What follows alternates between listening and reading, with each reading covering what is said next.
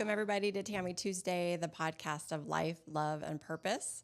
I'm happy you're here with us, joining us today. I am super excited about my guest. She is amazing in what she does and as a person. Tania Thomas, she's a psychic medium, and I actually have had readings with her before, and my husband has as well. Tania, thank you so much for being here. I'm so grateful that you're here. Thank you so much for having me today, Tammy. It's really nice that you asked me to join you. Yeah, absolutely. It's a treat for me. This is the things that you do and your gifts with this world are just, I'm in awe of them, and I just really appreciate them, and I know how much people need them, and I've benefited so much from your gifts. So I'm happy to dive in and talk about a little bit of your story. So Okay. what I'd like to start with, if you're cool with it, is to get a little background. I remember when you and I first met, you told me, because I said, how did you get into this? And you told me, well, I was kind of forced into it.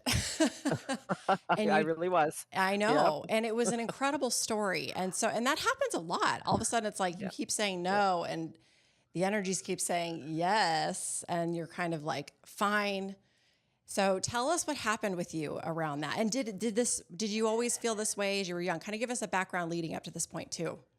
As a young child, I always had this unusual, what I call ability, and I never really. To me, it was normal.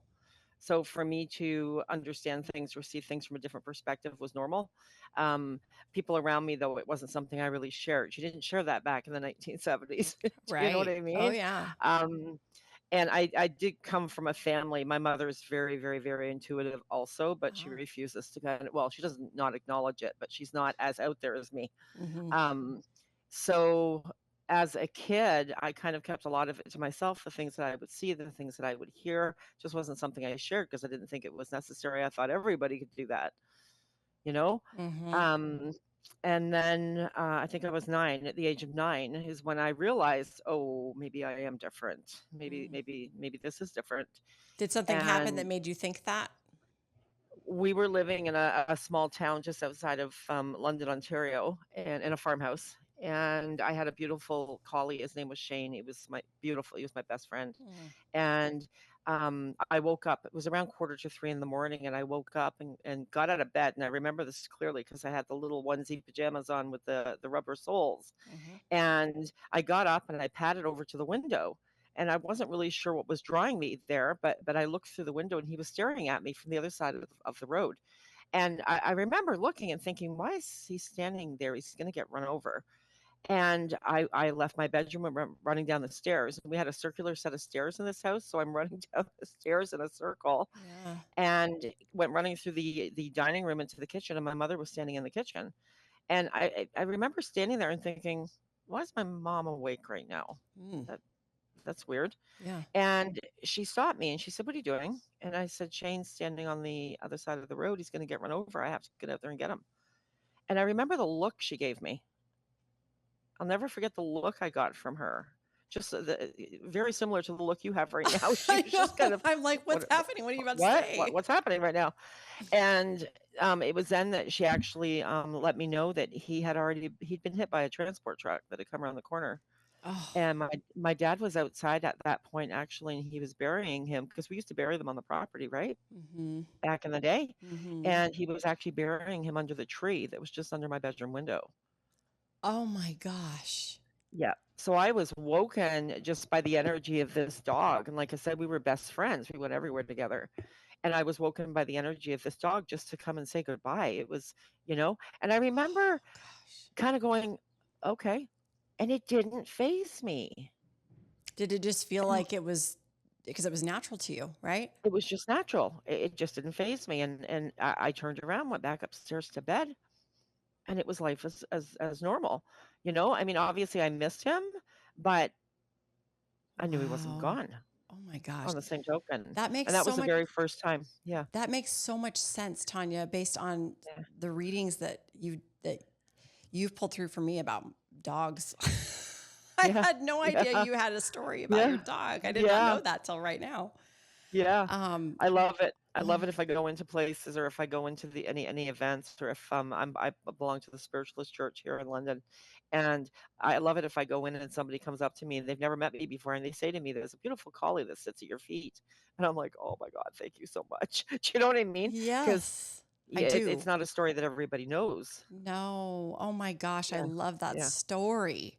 So when this happened, your parents were in shock, clearly. So how did that go? It was never spoken of again. Really? No, it wasn't. And Wow. the next time that something very odd kind of occurred, and I remember thinking when this took place, I've got so many weird stories from back there.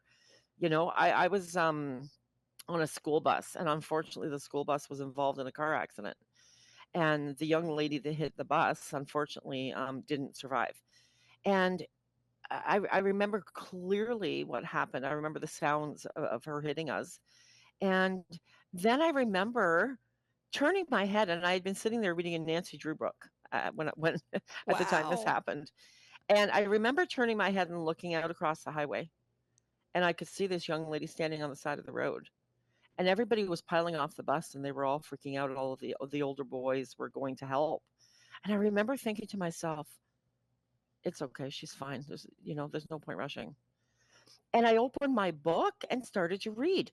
And I remember a couple of people on the bus kind of looking at me like, "What is wrong with this kid?" Huh.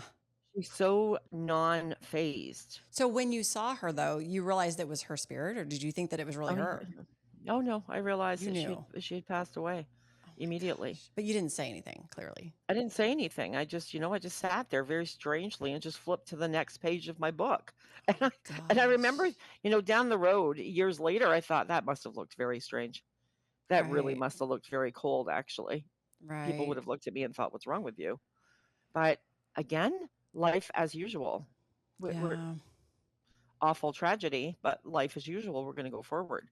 And for people that don't necessarily have the ability to connect to the spirit side, to them, it would look very odd that I would just be so cool about it. Right. Right. Wow. It's funny you were describing that scene. I couldn't help but think of the scene in The Sixth Sense when the bike Yeah. the biker that had just crashed and Yeah. was standing outside the window, and the There you go. kid looks at Yeah. and he's like, Yeah. "Mom." Yeah. Yeah. Yeah. And he explains what happened. It reminded me of that. That's literally the visual I got the second you described that Hmm. scene. That's what it felt Yep. like. Did it feel like that to you? But it wasn't scary. That movie portrayed it as his confusion, but you really just knew. Yeah, I just knew, it was innate with me. So, I think actually Allison had mentioned before that it's as natural as breathing. Right. And it literally is for some of us. It's just a Hmm. natural, so when other people are kind of running around and panicking, we tend to just sit there very calm. It's very strange. Yeah. Yeah. It's So, very okay. So strange. move forward through your life because this clearly happened to you throughout your life, but you just, like you said, went about your Yeah. business. Yeah. So Yeah. what happened as you did that?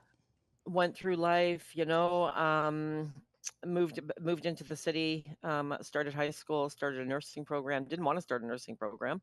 That wasn't my intention at all. I just started following my peers. Oh, they're going into nursing. I get to wear a really cool little hat, right, and a uniform. So I'll do it too. And discovered, I was actually quite good at that. Um, so spent about 20 years in that career, in the nursing career. Wow. Um, Worked with a lot of people that were dealing with Alzheimer's and dementias, that kind of thing. I love that. I just absolutely loved it.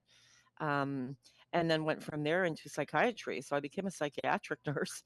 And that was a little bit of a contradiction for me Hmm. because I started to struggle with, a staff coming up to me and saying, so and so is walking up the hallway saying that her mother is standing in her room. We need to drug her. And I remember thinking, that's no. How do you know her mother isn't standing in her room?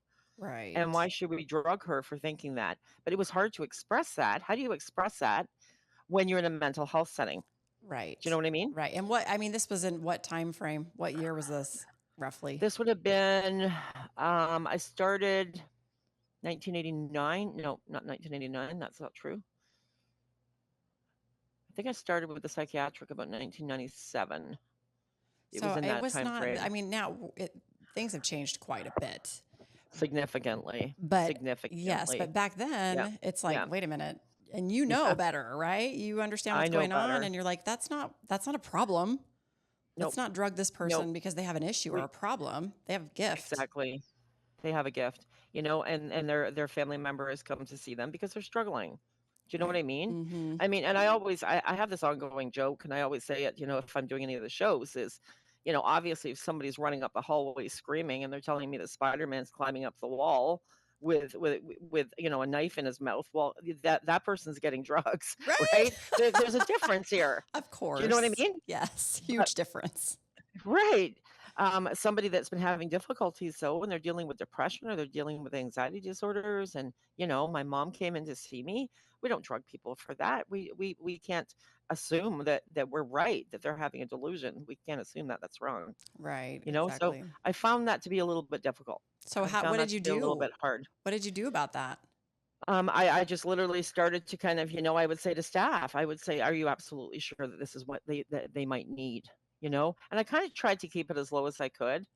And then the last year that I was actually nursing, I went back into the long-term care situation. And this was really quite comical. I don't think I've ever told this story to anybody. Hmm. And I went back into the long-term care situation, and I had seen a few things that had happened actually while I was there, and um, different energies that were moving away from the palliative care room. So when they passed over, they would move up the hallway, and I'd watch them. It was really kind of cool just to watch them leave with their loved ones. Mm. And, I was there one day, and I was working, and I was in the med room and had the door shut, and there was a little tiny window in the med room. And I will never forget, I'm standing there, and all of a sudden I had this young man that connected to me. He just came out of nowhere, and he started to cry. And my immediate response to him is, "Why are you crying? Why are you standing here crying? I'm trying to pour meds." And he started on about nobody listens to me. And I said, "Well, this isn't the appropriate time or place for you to listen to me. We can do this another time.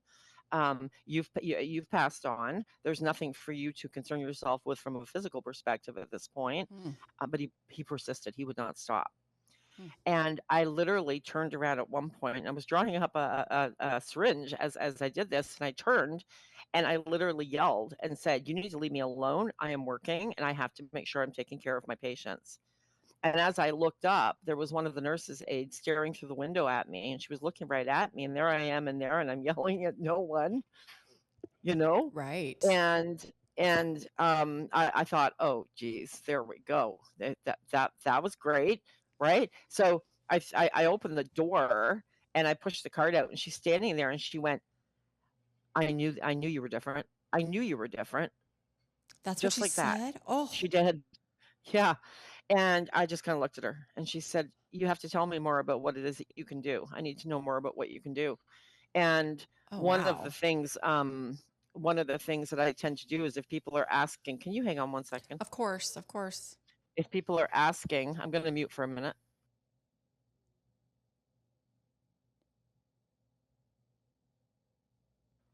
Sorry, That's okay. forgive me. I have my spouse here, and he forgets I'm here. It's Um, okay. and when I tend to start talking about it, it's as if something else takes over. And literally, and I get to the end of this whole diatribe and this whole entire conversation. I must have stood there for half an hour sharing with her. And at the end of it, I remember looking at her. She was like, and I looked at her and I thought, I have no idea what I just said. It's Literally almost did like not you have were a just being a clue channel to express what it is that's going on, and what's going. you don't even know Yeah, what was said. no, I have no clue what I said, and that's one of the hallmarks with me is I'll get through, I'll do events, I'll talk to 10 or 15 people, and at the end of it, they come over and they're like, "Do you remember?" I've got a clue what I said to you. I don't know, right? Right. Um, Wow. yeah. So it tends to happen like that with me an awful lot, and that kind of leads into the whole, how did I get into doing this professionally? Um, I had moved to Prince Edward Island in Canada, in the eastern side of Canada, for a year in 2004. And it was the funniest thing ever, actually, because that was the year that Medium started, the TV show Medium. And I didn't even know it was around. My husband said to me, "There's a really cool show on. I think you might like it." And I remember turning it on and I'm watching. That was it. I was in trance. That was it. I was like, oh my God, we got to clear up my schedule every week so I can watch this show. And I remember saying to my hubby, I'm going to meet her one day. And he looked at me and he went, Allison Dubois, you're sure, talking about. Yeah. exactly. And he said, sure you are. And I said, I am going to meet her one day. And I was just so certain of it. And I remember him looking at me going, we're in the middle of the Atlantic Ocean on an island, and she's in Arizona. So Wait, the chances of that happening, really quick, your husband, speaking to this, because obviously you've been married for a very long time. So when he was getting to know you and you were dating and you married and all the things, oh, how did he handle what you could do? I mean, how did that work?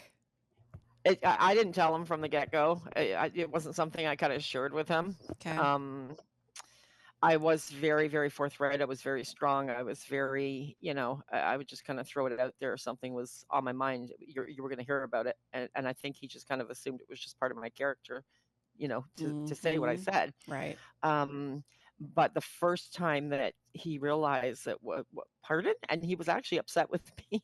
I'll Because be you hadn't told him. So he kind of had an idea that I was a little bit woohoo, as he liked to call it, because I used to attend the spiritualist church, and that's where all the mediums kind of collect together. He was never interested in going, but he accepted the fact that that's what I did, and that Mm-hmm. was fine. And his sister was expecting a baby, his sister Heather, and I woke up in the morning. I'd had a dream, and I was in the delivery room with her, and in the dream, she gave birth to this beautiful little boy. Mm-hmm. And when I woke up in the morning, I went out, got my coffee, and the phone rang. And my husband went to grab it, and I said, "It's okay. It's just your sister. She had a baby boy." Yes. And Was he he kind like, of looked at me, excuse and he me? picked up the phone, and then he went and he turned and he looked at me. I'll never forget his face. And then when he was done talking to his sister, he said, "You didn't even let her surprise me. You had to tell me first." And I thought, maybe be quiet from now on. Do you know what I mean? Yeah. Um, Yeah. Wow. but over the years with us, because we've been married 40 years in August, it's like, oh my Wow. God, 40 years. Congratulations. That's amazing. But he's got a piece of wood that he's got hanging in the car off the rearview mirror. There's a little piece of wood there because every time I open my mouth, something happens. So he's forever driving along, going touch wood, touch wood. So, so you can kind of counteract what I'm saying, right? Um, Wow. so I'll say silly things to him like, we'll be driving and I'll say, you really should slow down because, you got to watch out for that cop. And sure as I'll get out, he'll get pulled over, but yeah, so things like that. Yep, yep. It's been an interesting, few years with me. So fast forward to back where you were. So the medium came out and you said, I'm going to meet Allison Dubois. And he said, sure you are. We're out in the middle of the ocean. No, you're not. Yeah. And so then what happened? I love this story. And so we ended up staying there for a year because it snowed. And anybody that lives in Canada knows PEI, when they get snow, it gets snow. And we Mm-hmm. lasted a year because I thought, I'm not doing this. I'm going home. And so we went back to Ontario, and we were back in Ontario. Oh gosh, just not very long. And it was 2007, actually. Um, I was back into nursing, really not comfortable there. Was finding it it just wasn't fitting, wasn't necessarily happy. Woke up one morning, went into the kitchen, poured my cup of coffee as I always did. And I'm sitting at the kitchen table looking out the window, and all of a sudden from behind me, I hear this big booming voice. And this big booming voice yelled at me, "It's time to get your affairs into order." Whoa. Yeah, yeah. And I remember, and I've got the coffee in my hand, and it didn't face me. And I just remember Of looking course around the not. room at this, disembodied voice that was yelling at me. Nobody else was awake. And I remember looking around, and all I responded back with was, "You have got to be kidding me." Hmm. The way that things have been going, and we had been struggling with different things with our son. And, you've got to be kidding me. After everything this last few years has pulled forward for us, it's the best you've got is get your affairs into order. And I got very cocky, and that tends to be my way. Unfortunately, I get cocky. And I responded back with, whatever, bring it on. So wait, time out. Just so, because I love to know all the little pieces. So when you'd hear a voice like that or you get a visit, besides the incident in the hospital room when you were administering meds, do Right. you typically talk out loud back to what you hear, or the Oh, spirit? You yes. don't. Well, It's not not in public. right? But not telepathically. This was you were speaking out loud. I was speaking out loud. Okay. I spoke back out loud because I was just annoyed. I was annoyed that morning, you Okay. know? Mm-hmm. I will do that though if I'm alone. I'll talk to them. I will chatter Out without loud. using, yeah. If I'm in the grocery store, clearly I'm not going to do that because they're going to throw a net over me, right? Right. But Right. um, and I did, and I said, whatever, bring it on. I did, whatever, bring it on. Mm-hmm. And in retrospect, that was probably the wrong thing to say. So that evening, I actually had, a little get together with two of the nurses that I worked with, and we were going out to the Donnelly homestead. And for those people who don't know who the Donnellys are, they're called the Black Donnellys, and they're in a small town just outside of the city that I'm in. And there's a big story behind them. There was a vigilante aspect attached to it, and the entire family was murdered except for one child. And they were immigrants from Ireland, the Black Donnellys. So we were going out there to the homestead because it was that time of the year, and that's when Joanna Donnelly is supposed to ride her horse down the Roman line. So off we were going, and For these two entertainment purposes for your enter friends. for entertainment purposes, for my coworkers. Right. And because I was, as they called it, the strange one, they wanted me to come along to see if we can kind of pull her out. Right. And so off we go. I learned that day, and I will say this clearly to anyone who's going down any type of spiritual path: do not disrespect them. Never disrespect them. And you don't know at what point disrespect comes into play. You don't know how they would perceive how you're behaving. And we got out to the Roman line. I was in the back seat of this little car. They were in the front seat. And we stopped for a moment, and I have a camera with me, not the cell phone, because it was before all the cell phones. I Mm-hmm. had my camera, and they're like, "You get pictures, we'll walk ahead, and you call her out." So I'm standing there with my little Kodak camera, and I'm on the road, this gravel road, and I'm coming. Come on, Joanna, show yourself. Come on, just come on, just show yourself. That was disrespectful. I never should have behaved like that. You always ask for permission, or you ask to make a connection to them if they're willing. And of course, nothing happened. My camera died. My battery just went to nothing. Mm-hmm. It just went black. And I thought, okay, well, fine. So we all pile back into the car. I'm sitting in the back of the car. We're driving along. We're looking for the actual Donnelly house where this took place, and we can't find it. We're everywhere, and it's dusk, so it's starting to get a little bit dark. And as we're driving along, all of a sudden, I got a very strange feeling in my head. And the best way to just describe it was being at the top of a roller coaster, and the roller coaster just letting go. And you're at the top of the highest roller coaster, and it just drops. And I remember feeling my whole body just drop.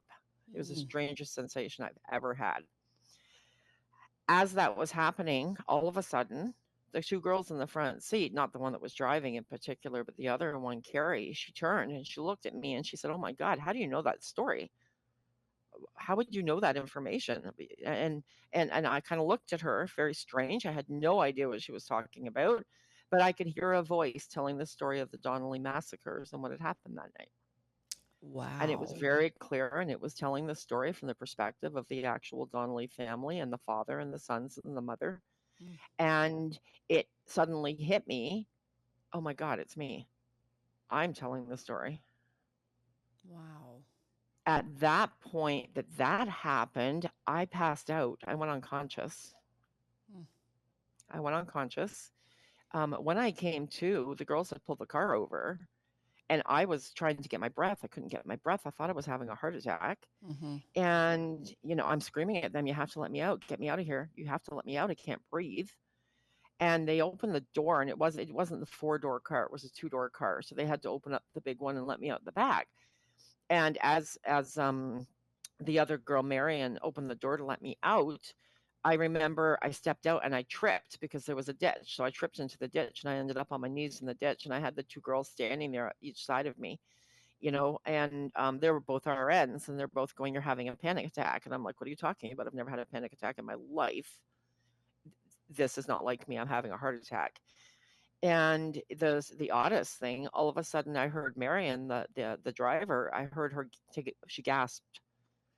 And I remember glancing up towards her and she looked at me and we were standing, we were actually right in front of the actual homestead. We were actually in front of the house, Oh, wow. right in front of the house. I'll never Whoa. forget that. Yeah.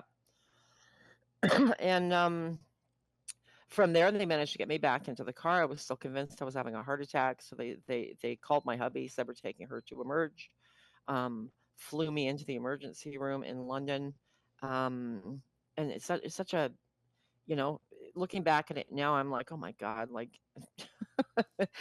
so many things just didn't add up at that point. And I'm running across the parking lot, and I get in, and I'm not the pushy type.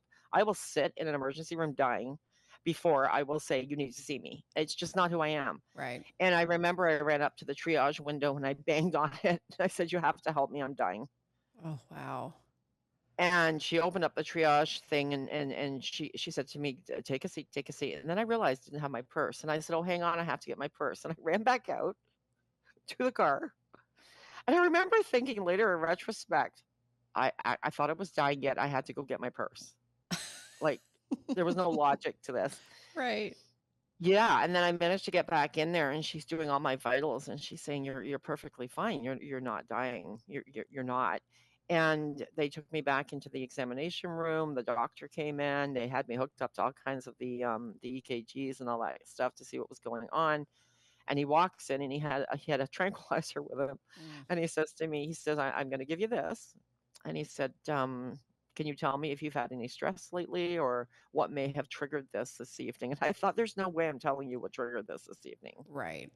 There's no way. I am not going to tell you that, oh, I'm pretty sure Joanna Donnelly just dove right into my body and took me over. Hmm. Could you imagine what that response would have been? Well, they would have injected the sedative right away. Exactly.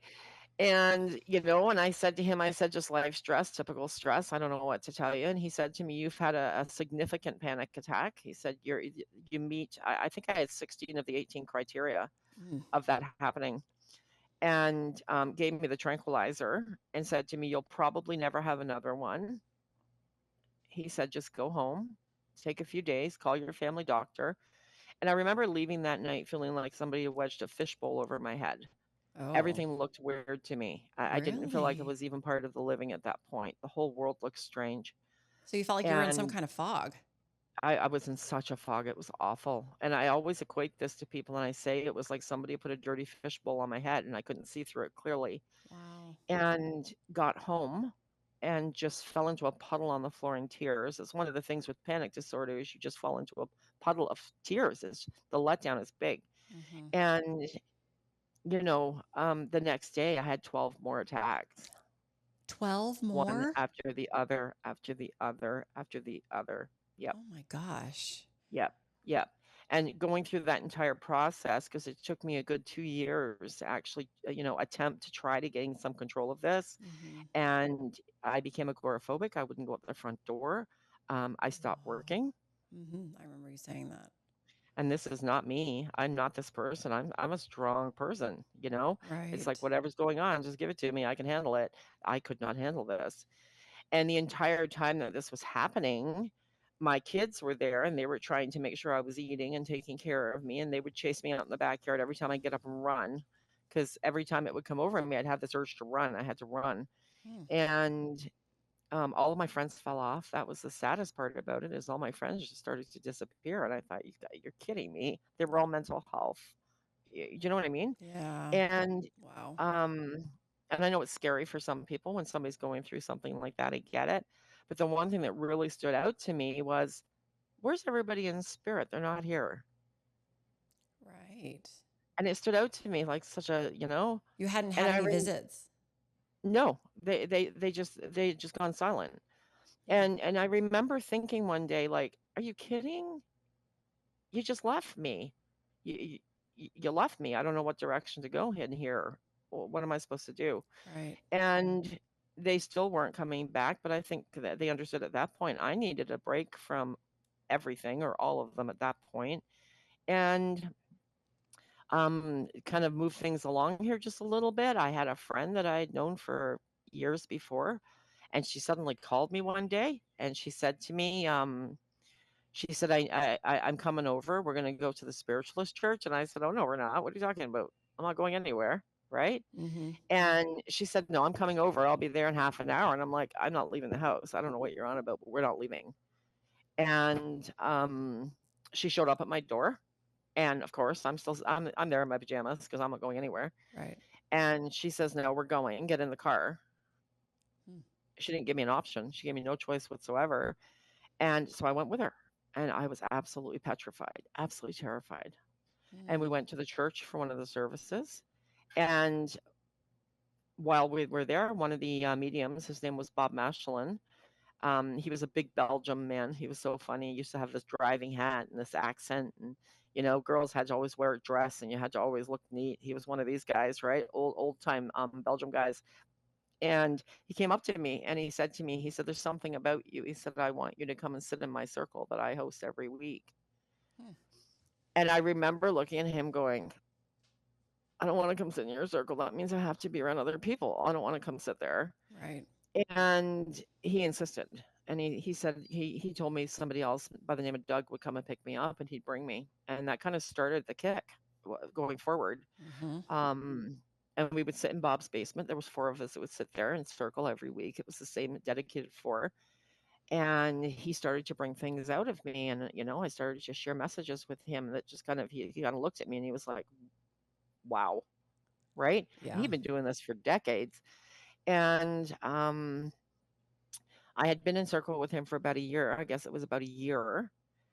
And prior to all of this happening back in 2004, I'd put my name on Alice's list to have a reading because I thought I really want a reading with her.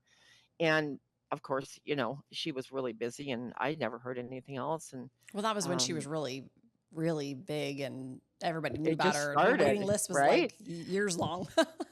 Yeah. And I was, like I said, I was going under Bob's wings, so to say. And we were in a circle. It was a Wednesday night, and I'll never forget this. And we were sitting in the circle and we came out of the circle and he looked at me and he said, I'm going to pass the torch to you soon. And I remember looking at him and saying, You're what? Mm. And he says, I'm going to pass the torch to you soon. He says, you're going to step into my shoes. And I remember looking at him and thinking, what are you talking about? The following Sunday, we had a service to do at the church. So he was taking me to the church services with him, and I always had to wear a skirt. Drove me crazy. And we were in the kitchen before the service, and he was stirring a little cup of coffee. He always had to have a little cup of coffee to take with him up to the podium. And he's stirring it with a stir stick, and I'm standing beside him. And then he pulled the stir stick out. There was no garbage sitting close. And he looked at me and he goes, I don't know what to do with this. And I said, just put it on the counter. He said, I can't do that. And he dropped it into my purse. And I remember looking at him going, you just threw a dirty stir stick into my purse. What are you doing? Right. Mm-hmm. And I still have that stir stick to this day, by the Mm. way. Um, we went out into the front of the church and he always got me to get up and help him do readings. And I hated when he did that because he put me on the spot, but he pulled me out. And we were sitting up at the front and he was just about to get up to speak. And I remember glancing at him and thinking, I don't like your color right now. Something's wrong. Mm. And I remember he looked at me and he went completely gray. And immediately the nurse kicked in. And I said, Bob, you're having a heart attack. I need to get you on the floor. Mm. So got him off the chair, got him down to the floor. At that point, he went unconscious. So we started to do CPR. And I do believe that day is the day that he left. I believe he left that day. We got the ambulance there. They came and they took him and put him into the cardiac care unit. Wow. And I went up there with him as well. There was nobody else to try and find his family, so I was running around trying to find his family. And it was about it was actually 7 days later because he passed on Easter Sunday, actually. Oh, wow. Yeah. And I gone up to the hospital the day before and I was climbing all over all of the stuff. I was climbing over the bed stuff and he had the vents in and and I'm leaning over him. I'm leaning over his face. His eyes had been closed the entire time and I leaned over and please forgive me. Can I swear on this Of program? course, just be you. Okay. And I leaned over and I said, "Listen, you old bastard, don't you die on me because if you die on me, I don't do this anymore. I stop." Mm. And I'll never forget his eyes flickered open and he little tiny smile through the tube. And I thought, you bugger. He was in his 70s. And, and I left, and then I got a phone call later that night that he'd passed away. I thought, oh my God, I can't do this without you. I cannot do this. I'm not doing this without you. Right. And so Wow. kind of going through that grieving process, I was going through the grieving process. I think it was about a week after that. It was about a week after he passed away. We'd gone through the funeral. And I can remember people around me going, is she going to be okay? Somebody needs to hold her up. Mm. Because at that point he had saved me. Do you know what I mean? Yeah. He had saved me. Yeah. And I was at home, and what was it that happened? Oh, that was it. I was at home and I got an email, and it was from Andrea. It was Allison's assistant at that time was Andrea, I think it was what they called her. Mm-hmm. And I get this email, you've come to the top of the list for a reading. And I thought, now, I can't now. And I responded Of back and I course. said, I'm not in a good place right now for this. I said, keep me on the list and maybe we'll address this in a few months. I said, I'm just not in a good place right now. I'm grieving quite heavily and I just don't think it's a good time. And nope, not a problem, not a problem. That's fine. And, went to bed that night. Woke up in the middle of the night to Bob hanging over my face, just like I'd hung over his face in the hospital, with his silly driving cap on his head. And he looked right into my face and he said, you email them right back. Mm-hmm. Yep. Wow. And I kind of looked at him and went, email who back? He says, and then he was gone. And I Wow. drifted back off to sleep. Yep. Yep. My husband remembers this whole conversation because I was always waking him up because I was talking to them. And the next morning woke up going, who am I supposed to email? What are you talking about? Who am I supposed to email? Right? Mm-hmm. And turned on my computer and my entire screensaver was Bob. And it was a picture I'd never seen before. And he was sitting at his coffee table and he was doing psychometry. He had photographs in front of him. He was doing psychometry. And I remember looking and going, where did that picture come from? So he was not going to let this go. He was Right. determined that I was going to do this. Mm. And I was sitting there and I had just recently become part of the fundraising team at the church. They managed to get me on the fundraising team. And I was sitting there and I was like, I have no idea who I'm supposed to email. And I clearly heard from behind me, you need to email back to the young lady from yesterday and try to get Allison here as a fundraiser. And I thought, okay, that's never going to fly. Try to get her here Yeah. where you were. Yeah. And Yeah. I thought, there's no way. London is this tiny little, 3-horse town. Right. She's not coming here. Right. So I emailed Andrea back and I said, I said, just off the top, said, this is who I am, this is what I do, and would also consider doing a fundraiser here in, this little tiny town in London. And I got a pretty immediate response. And she said, Allison's schedule unfortunately doesn't, it doesn't allow for that right now. We're really sorry. And I said, not a problem, not a problem. And got sent the email. And then I was like, okay, Bob, good job. What am I supposed to do with this? I tried. I tried. And he was absolutely bound and determined that I was not going to stop what I was doing. And this was his way to make sure it was going to happen. And I think it was about 4 days later. And I was sitting there in my pajamas again, because that was it. I was down. I wasn't doing it. And I was in the back room and I heard the phone ring. And it was that long distance ring from back in the day. It was one short, one long. And I remember yelling at my husband, do not answer that phone. I do not want to talk to a telemarketer. Don't you dare pick up that phone. And he picked it up. And I heard him very clearly say, oh, yes, she is here. Just hang on 1 second. And I remember coming out and going, I don't want to talk to a telemarketer. And they could hear me on the phone. I know they could hear me. And he says, no, I think you might want to take this. So I grabbed it and I kind of snapped. I did. And I was like, hello. And it was Joe. I was like, oh, okay. Hi, Joe. Joe's so Yeah, great it too. was Joe. And, from there, it just kind of went from there. He said, we've got space. We've made space. We can do this. And And people that don't know, Joe is Allison's husband. Joe, yeah, Joe was Joe Dubois. Allison's husband. He's amazing. He's such a sweet man. Yes, he is. And yeah, it just went from there. We managed to get a really beautiful venue here in the city to do it. It was a really, um, very, very old venue, beautiful wood, beautiful character.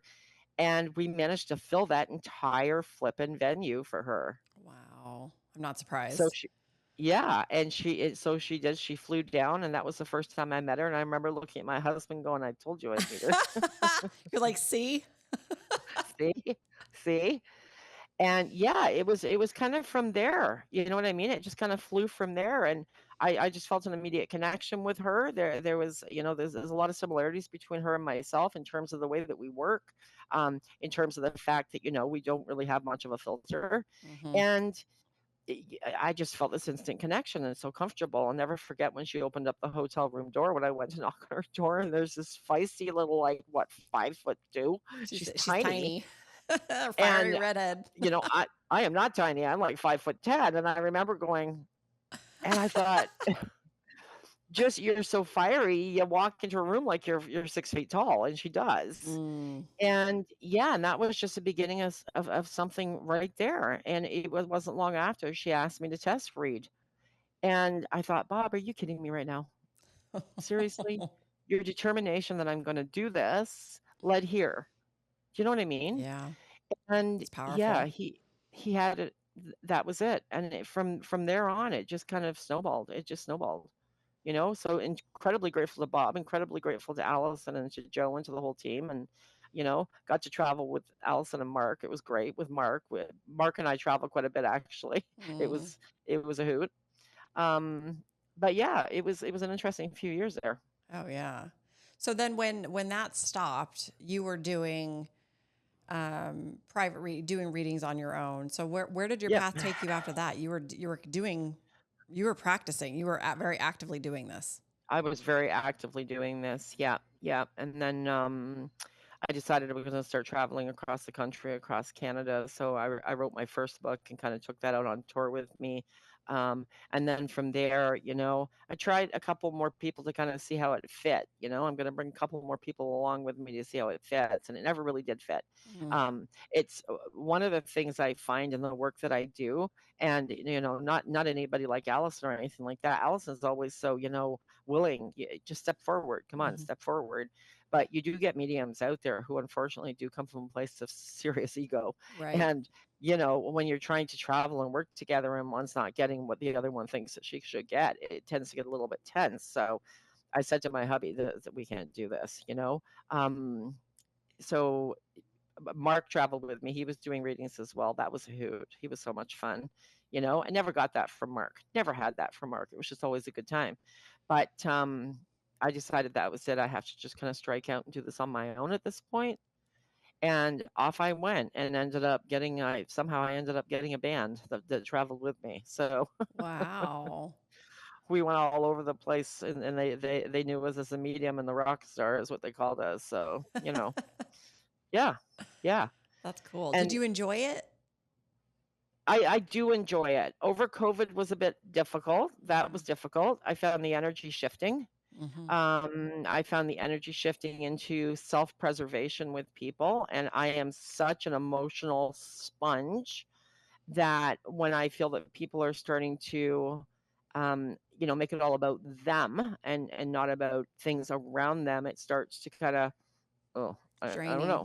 I don't know Yeah. if I want to talk to you today. Do you know what I mean? Right. Um, so I did find through COVID that a lot of the connections I was making about, well, what am I going to do with my life? What's happening with my life? And less about the mediumship. And Mm. and I thought, well, no, we got to keep the spirit side engaged here. They have to still be a part of your journey. So I was saying to people, your mom's here with you, and they were like, yeah, I know, but let's talk about, am I going to make enough money? And I was like, you know, Oh man. so yeah, that was a little bit hard over COVID. I did have a little bit of a struggle with that because I thought this is not what I'm about. This is not it. Right. Um, it's fine and dandy. I'm going to tell you about future things coming up, absolutely. But you also have to be open to talking about other things around you. You can't work as an energy by yourself. Mm-mm. Do you know what I mean? Mm-hmm. Everybody wants to be involved. So that kind of rattled me just a little bit. That rattled me just a tad. So I kind of Yeah. started to pull back just a little bit. Ever since then, I've been trying to retire. It's not happening. I know. That's why I'm like, I just, I keep I know. trying. It's not working. Well, Right? it's funny. It's funny too, to your point earlier about how you started to feel the energy shifting and people Yeah. were not really receiving what was intended for them to be No, received. But I no. will say this, and of course, you and I, when we first met, it was funny because you said when I signed up to get a reading from you, um, it was a long wait, and I had forgotten that I had booked it until like the week Right, before, and I was like, oh my gosh, that's right. I have right, this reading with Tania, and I had never met you. And I was like, oh, well, I'm not going to wait. I didn't feel like I needed a mediumship reading at that point. right, I really was right, like, right. And that's fine. Yep, and I was yep, like, I yep, think I'm good. yeah, But I was yeah. like, No, but that's why on fine. earth would I waste Yep, this time? yeah, So of yeah, course I showed up. It was over Zoom, obviously. And I remember because when I had signed up through your website to do this with you, it was it was to pull my family through. It was really truly for right. mediumship. Yep, yep, And when I showed up and we're face to face on the screen, you start giving me a life reading. And I right. was like, it blew my Yeah, mind because I was like, you were yeah, telling me all yeah, this information that was yeah, a lot of information I had received in other readings at that point. But even still, I was like, whoa, this is crazy because this isn't even what I signed up for. I really did sign up right, to, right, although I didn't need it. So that's not what came through. right, What came through was right. information that you needed Yep, to convey to me. And yep, it was a yep, yep, extremely powerful reading. yeah, And I yeah, remember, and then of course, as you and I started talking, one of the things you said, you're just like, Tammy, you're really intuitive. exactly. And I said, Yeah, I know. And that's what I started asking you questions like, well, I know, but I don't know what the heck I'm supposed to do with that. And this is yeah, overwhelming. And I'm kind of new to this journey and all this stuff. And you said, well, and then I said, how did you get into this? And you told me that whole story. yeah, And then it yeah, was funny when you got to Alice and I'm just listening and listening and listening. And I go, yeah. I got to tell you something. And you said, what? And I said, do you know who one of my very, very, very dear friends is? And you said, who? And I said, Allison Dubois. I said, she just Allison. literally gave me a peach pie yesterday. And you're like, Yeah, what? You're yeah, like, well, why aren't you talking to her? And I was very clear about this too. I said, well, she's one of my best yeah, friends. And I said, I want yeah, to be in friendship with her. yeah, And I don't want to yeah, cross that. I want to just respect her boundaries and let her yeah, have true friendship in life and not have to expect what she can bring through to me. That's not what I need from her. yeah, That's not what she needs from me. So that's yeah, never been what we do. I've never had a reading from Allison. yeah, yeah. I don't need Neither have one. I. That's not how I it never did get works. one. I know. It's That's funny, eh? funny. But yeah, but I can understand the whole friend thing as well. It is difficult when you've got a good friend, somebody that you're connected to. It is hard to kind of bring messages through. Do you know what I mean? Yes. I have a couple of clients who, just by virtue of the people that I've read or family members that I've read around them that have passed, who have become very close friends. Mm, And, they kind of understand now that as well of, it's not going to be the same because we do have such a strong connection. It's already there. yep. But we will share different times. We'll share anniversary dates, this, that, and the other, and in terms of their loved ones passing, that kind of thing. Right. Um, but when it comes to me just kind of getting on there, and I just literally whatever they're impressing me to bring out is going to come out. Hmm. And you yourself, on that day, you would have been more than willing to hear from a family member. I know you would have, but that's not what was pressing on me at that point. It was like, no, she needs to know the direction that she's going right now, and that's Hmm. fine, Right. right? Yeah. Um, in terms of people that became very, very, what's the word I'm looking for? And it's not to pick on people by any stretch, it's not, but people just became very demanding about, this is not what I want to hear. And it's Right. like, well, this is what you're hearing. Yeah. This isn't what you And pick. This is what's supposed to come through. This is what you're exactly, this ready is what you're for. supposed to get. I remember one woman in particular, and I actually got annoyed at her. I did. And I did say to her, I said, if you don't like what I'm giving you, the door is right there. You're welcome to leave. And her only intention, and she had family members on the spirit side that just adored her. And their first thing, they wanted to step in, and I think they wanted to step in a supportive role because she didn't like her son's girlfriend, and they Mm. were trying to come in to crowd around to kind of buffer her a bit. And she got mad at me, and she said, that is not what I want to hear. I want to make sure that that girlfriend's leaving. And I looked at her and went, this is we're not having this conversation. We are not having this conversation. Yeah. This is You're not part of your rejecting. journey, You're it's your son's rejecting. Yeah, journey. exactly. This isn't Yeah. about you. Yeah. Yeah, Wow. yeah. She did settle down after I said to her, "The door is there. You're more than welcome to go." But this is kind of the energy that began to shift a little bit, and and I said to my hubby a few times, "People are so hard to inspire right now," Mm. and that's one of the things with me is I want to inspire everyone to. We all have bad days. We do. We all have Yes, bad days, of course. but you gotta think that tomorrow's going to be a better one. Do you know what Hmm. I mean? Yeah. And so for me, my writing kind of stopped at that point. I wrote and wrote and wrote, and it was like nobody. They're kind of looking at what I'm writing, and they're looking at me like it's a bunch of hogwash. Look at the way the world is going, Mm. and I thought, I don't know what my direction is here at this point. What am I going to do? So Do you know what I mean? what did you do? So I started looking around me. I was like, I got to do something different here. I have to try to make sure. I started leaning more into child readings. So parents who have lost children Hmm. became a big part of what I was doing. I was really trying to focus my energy there. Um, and then also trying to focus my energy around those that are missing, the ones that are out there that we can't find. So I actually signed up for a program I start taking it in September. So I'm actually taking the um, private investigator program. Really? Yep, yep, So yep. And people you're are going to truly be like, "Oh my following God, that's so weird," you're following but down the path the same thing that Allison's been doing for so pretty long. much, yeah, Wow. pretty much, because That's I was getting amazing. frustrated with, I could give information to the family members, and I could share it with police, this, that, and the other, but people just get, the minute that I say I'm a medium and this is what I have to share, the eye rolls. And I thought, "This is frustrating me. I need something else behind me. I need something else to kinda back this up here." Do you know what I Right. mean? Yeah, I get it. And, of course, Allison had her work, working in the district attorney's office, so, Hmm. she had that behind her as well, and I thought, "Well, what do I do at my age? What am I gonna do at my age to kinda do this?" And I told somebody about it, and they're like, "Oh my god, you're gonna go get cheating spouses?" And I'm like, "No, I don't care. I didn't know. That is not what this is Jeez. all about, right?" Oh my I gosh. have no desire, let me assure you, to chase your spouse around to see if they're cheating on you. Um, Wow. but I do want to be able to use that just behind me so that I do have more access into the authorities, and they don't necessarily have to know how I got what I got, Right. just the fact that I've got something behind me to state that, yes, I can bring this information to you. Right. And Do you know what I help. mean? And help. Make a difference. And to help make a difference. Yeah. Yeah. So that's Wow. kind of the That's direction I'm amazing. I'm kind of swerving into or going towards at this point. Yeah, I love I'm that. still doing my readings, obviously. The energy is starting to lift and lighten, thank goodness. Good, good. That's a So relief. nice. Yeah. Yeah.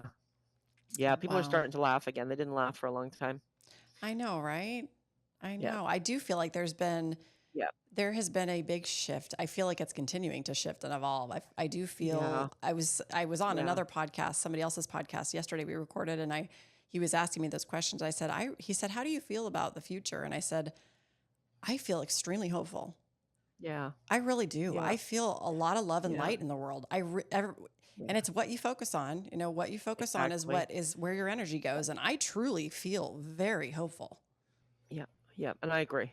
I do. I completely agree. I think we're turning a page here. I do We're too. finally turning a page. Yes, and people are Yeah. more open and they're ready because people are sick of this. Yeah. They're sick Yeah, of being they sick are. and tired, right? Yeah. Yeah. So if you're sick Yeah. of being sick and tired, then choose the light. Exactly. Choose the light. 100%. Exactly. Yeah, and I feel like Yeah. people are starting to do that. It's pretty cool. Mhm. I love it. I know I have. It It's I love it. It brings me a lot of joy and hope for people starting to understand how it works. So exactly. it's beautiful. And And I think that I'm grateful that people like you can help people see that and that you get to experience it firsthand because when you connect with somebody on such a deep spiritual level and bring through yeah. information. I mean, you did it for me. You did it for my husband. I mean, you had a great Yeah. reading with Yeah. Eric, my husband. It was beautiful. I Yeah. mean, I can't tell you, Yeah. Tanya, that changed his life. Oh, Your I'm glad. reading Good. changed his life. It Good. changed his relationship with his mom that crossed over. It was That's nice. big, I'm glad. big, big. I'm So glad. you're Yeah. doing that for people. And of course, they need to be open to it. He certainly Yeah, is. of course. Yeah. So it's beautiful, and I'm grateful that you're doing it. And I don't want you to stop doing it, because you do, even if you do it in little increments, and you just let the ones that are meant to come to you, and let the rest fall aside. Exactly, and I'm doing that now because I'm a one-man show here, so Yeah. I am a control freak, unfortunately, so yeah, I tried to have assistants, it didn't work very well, Yeah. and God bless them, they know who they are, I have to be in control of everything, so all of my bookings, this, that, and the other, and I was accepting everybody because I felt like everybody needed something, Mm-hmm. Mm-hmm. and then I got to the point where it's like, "Oh, no, no, no, no, this is not no, I don't wanna do this. Your energy doesn't feel right to me. You're not ready for this." So I just started to become very honest and say, "I'm not the right person for you right now. Um, I'll give you some other suggestions, or maybe this is not the right time to have this done." When do you figure that out? When somebody books with you? Like, can you just feel the energy immediately, or is it when you literally sit in session? No, it's from the email. Yeah, I was gonna say that's Boom. enough energy. You're like, this is not a fit. Yeah. Yeah, boom, boom. And, even the ones that didn't feel like they were a fit, I felt like, they reached out to me, so they felt I was a fit. So I was like, "Oh, I'll try to make this work." Do you know what I mean? Yeah. And then I would leave the reading going, "No." Do you know what I mean? So a few of them, I would say 15, 20 minutes in, no, this isn't working. This is not the right fit. It's not your fault. Right. It's just, I thought I could be that person for you and I can't." Right. Right? Mm-hmm. So yeah, having to learn how to not be that, quintessential people pleaser, which I am. I'm a double Pisces, so it's like I Yep. gotta make sure everybody's happy, right? Yeah. Yep. Um, so a learning curve. I've learned a lot over the past few years in terms of what I'm prepared to take on versus, you know, what I'm prepared to kind of just pass along to go over there and talk to them. They're better suited to you. Exactly. Well, Yeah, that's beautiful. yeah. Well, so what are the ways, if any, if you want to share, for people to engage with you, if it makes sense? I mean, I know you're going to jive with the ones that are the right fit, and not with the ones that Right. aren't. But and so people need to be aware of that. But is there a way people can reach out to you? Is that something that you're actively doing now? Yeah, they can. Yeah, people can still reach out to me. My website's there. It's in the process of going through an overhaul. I'm overhauling it completely. Okay. Um, but that's Tania Thomas the Medium .com, Okay. the website. Mm-hmm. And if they need to email me, it's just Tanya the Medium at outlook.com. And it's an I, not a Y, Tania. Mm-hmm. So many people will, and they're like, "You never got my email." It's because you spelt it wrong. So Tania, the Medium at outlook.com. They can get a hold of me there as well. And my Facebook page, I took my business page down. I removed it about 3 months ago because it was driving me crazy, to be honest with you. Same thing as Allison's got going on with hers very often. We've got so many clones out there, and I thought Oh this is really yeah, starting to they're get frustrating. hackers. The hackers are terrible. They're Yeah, relentless. awful, Hers awful. is bad. She's like, this is Yeah, not me. It's bad. exactly. And It's it's terrible. hard. It is. It's hard, because you'll get people that they would inbox you and say, "I paid for a reading." No, you didn't. Do you know what I mean? Yeah, And so I think I was just tired of constantly having to, watch over it. I was babysitting that page constantly, yeah. because somebody would be there coming in underneath my post going, "For 4.99 a minute, I can tell," and I'm like, "Oh my Lord." Um, Wow. so I shut it down, and, I thought this is a big risk, but I'm gonna do it. Yeah, So my Facebook page is still there though. You can still find me under Tanya Thomas, yeah. and just hit the follow thing. I've got more control of it there. I have more Good, control on that good. page. Yeah, less It's to unfortunate manage. too. Yeah. Yeah. Well, good. Well, I'm so grateful that you were willing to and able to join me today. I just love your light. I got so much out of what I've learned from you and watching my husband, and so much wonderful feedback. So thank you so much for sharing your light with the world. I'm grateful. Oh my goodness, you are so, so welcome. And like I always say, I always have to give it up to the spirit side because without them, I couldn't do this, right? So, you know, grateful to them as well, and grateful to people like yourself for bringing this program, to the forefront. I've been going through all of them, so yeah, Well, it's fun. It's the reason I started this, and I've said this a lot here, is just I've met so many incredible people in my spiritual walk, and I just want to share it with the world. And yeah, of because course, there's so much to be yeah, shared, and there's yeah, so many people that can relate to the stories that are told here. And you had such an interesting story, and I thought, oh my gosh, I know there's people out here that can relate to Tanya's, what happened to her and mhm, how she's operating, and what all the things that Mhm. you've expressed here today. So I'm grateful for your candid nature and just sharing your truth. It means a lot to people, and that's why I'm doing this. So thank you for I'm saying glad. that. It means a lot. I'm glad. I'm glad. Yes. Thank you. Well, so again, thank you again for being here, and thank all of you for who joined us today. If you want additional information, I will put notes for Tania in the description here below once this is live, and you can engage if you wish to. And of course, if you need any additional information on my side, you can always tap into my website, tammytuesday.com, where all of these podcasts live, as well as, of course, we're on YouTube, which you can subscribe to get them every week, which they come out every Tuesday. As well as on social media at Tammy Tuesday Life. So please feel free to follow us there. And always sending you all with lots of love and light. And remember, life, love, and purpose, it all begins with you. Peace out.